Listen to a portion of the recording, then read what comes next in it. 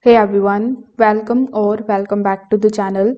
In today's video, I will show you how to deploy a GitHub project on Render step by step. By the end, your app or your website will be live on internet with its own URL ready to share or use in production.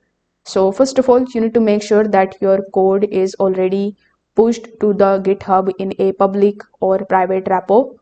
Your project should include the files needed to run, such as a start command, build file, or requirements depending on the language that you are using. Now you need to come here on render.com, then click on the option of sign in, and you need to basically sign in into your render account. From the dashboard itself, when you click on the option of the plus icon, you need to choose what you are deploying, like web service, static website, or background service based on your project type.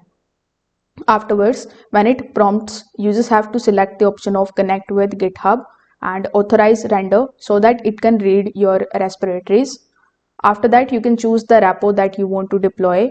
Render will automatically detect the framework when possible and show the fields like build command, start command, and root directory. You can adjust them only if your project structure is special.